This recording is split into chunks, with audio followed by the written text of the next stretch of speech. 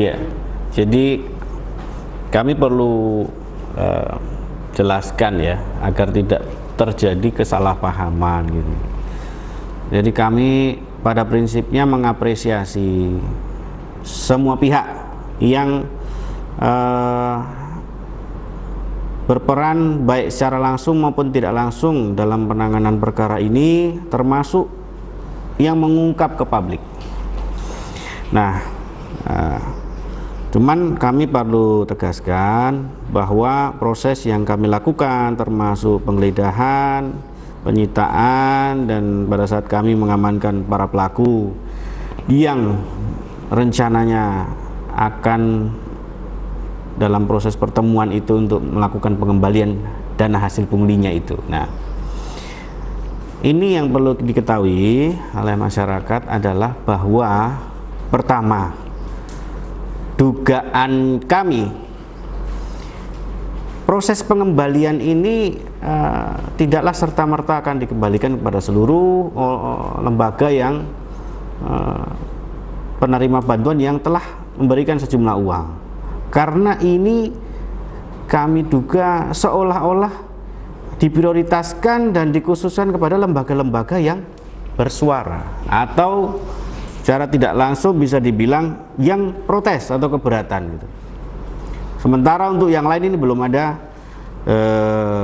plan untuk itu. Nah, itu yang kami duga. Jadi ini hanya sekedar seolah-olah mau mengamankan situasi ya, supaya ini tidak makin menjadi polemik di publik. Itu yang pertama, kita mencium adanya gelagat seperti ada pengaturan atau penyelesaian di luar dari proses hukum acara pidana. Yang kedua, kami ingin mendudukkan permasalahan ini kepada relnya, mengembalikan kepada relnya. Ada dugaan perbuatan pidana, ya diselesaikan melalui proses hukum acara pidana sesuai dengan ketentuan peraturan perundang-undangan yang berlaku. Kami tidak ingin ada pihak-pihak yang melakukan penyelesaian di luar dari hukum, apalagi kalau ini dilakukan oleh pihak-pihak yang tidak berwenang. Nah, ini yang perlu kami tekankan. Nah, terkait dengan proses pengembalian, kami sampaikan bahwa nilai itu yang bantuan senilai 10 juta rupiah itu peruntukannya ada 3. Yang pertama untuk operasional seperti pembayaran air, listrik, dan keamanan. Kemudian yang kedua untuk pembayaran honor, ya honor pengurus, ya honor guru, ya. Kemudian yang ketiga adalah untuk pelaksanaan protokol kesehatan, karena sebenarnya bantuan ini spesifik diberikan dalam rangka memberikan bantuan selama masa pandemi COVID-19.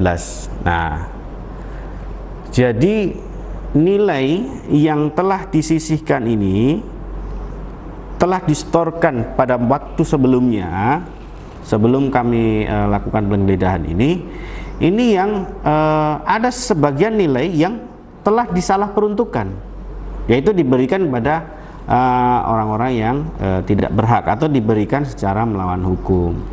Nah, dengan adanya proses pengembalian itu yang kami nilai ini sebenarnya tidak tepat, karena yang mau dikembalikan ini seolah-olah ketika itu dikembalikan itu menjadi hak pribadi dari para pengelola lembaga ini, padahal ini sebenarnya bantuan ini yang sudah diberikan dan telah disalahperuntukkan. Jadi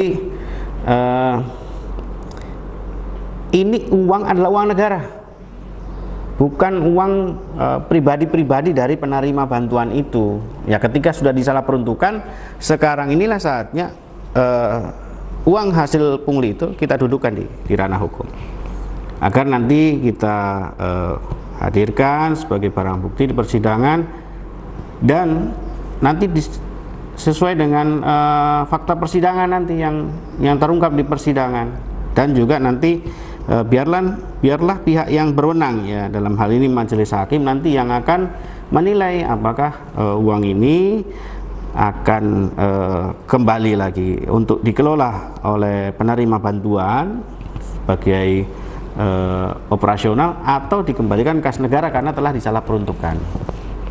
Saya kira begitu yang perlu.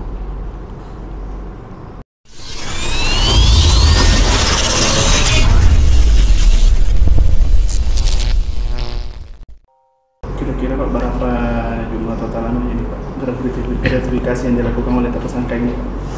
Baik, jadi kalau untuk nilai total kami belum bisa pastikan jumlahnya karena itu nanti bergantung pada pengembangan yang kami lakukan dari hasil penyidikan. Namun yang pasti adalah bahwa nilai yang kemarin kita peroleh sebagai barang bukti itu hanya sebagian kecil saja, hanya sebagian kecil. Karena untuk bantuan operasional pesantren dan pendidikan keagamaan Islam ini ada 200 lebih lembaga yang menerima bantuan. Untuk TPQ ada 132 lembaga itu yang menerima masing-masing 10 juta rupiah. Kemudian untuk Madrasah Diniyah Takmiliyah atau MDT itu ada 74 lembaga yang menerima bantuan dengan nilai masing-masing 10 juta rupiah. Belum lagi pondok pesantren besar 50 juta rupiah, pondok pesantren sedang 40 juta, pondok pesantren kecil 25 juta. Nah, ini yang akan kita dalami terus. Kami juga harapkan masyarakat khususnya penerima bantuan ini untuk kiranya bisa membantu proses penegakan hukum untuk mengungkap kebenaran. Jangan ditutup-tutupi, jangan merasa takut, jangan khawatir ya, karena kami lihat teman-teman penerima bantuan ini merasa sungkan, merasa takut untuk mengungkapkan yang sebenarnya. Kami harap dengan adanya proses penegakan hukum ini supaya masyarakat membuka yang sebenarnya. Kalau memang ada yang mereka berikan, ada yang pernah dimintai, ada yang pernah distorkan, laporkan pada kami, dan kami juga akan terus melakukan pemanggilan pada pihak-pihak yang berkaitan. Karena kita ini melakukan upaya penegakan hukum ini juga untuk mengembalikan atau memulihkan keadilan pada masyarakat. Ya, kami harapkan masyarakat yang sebenarnya dirugikan di sini ya untuk menyampaikan pada kami seperti itu. Jadi sedikit ya. Jadi kami dari Kejaksaan Negeri Wajo mengharapkan dukungan dari masyarakat luas, khususnya juga terhadap masyarakat yang mungkin terkena dari kerugian dari permasalahan ini. Kami mohon dukungan seluas-luasnya agar betul-betul dapat terungkap kebenaran ini menjadi lebih terang. Mungkin hanya itu yang bisa kita sampaikan. Bisa sedikit Pak, tentang kira-kira dugaan keterlibatan Dagang Kemenak Kabupaten Wajo, sudah adakah bukti yang mengarah ke sana Pak? Ya, kalau untuk masalah keterlibatan pihak lain kami belum bisa sampaikan secara detail di sini. Yang jelas ketika ada kami temukan bukti permulaan yang cukup untuk keterlibatan pihak yang lain, tentunya kami akan sampaikan perkembangannya pada masyarakat.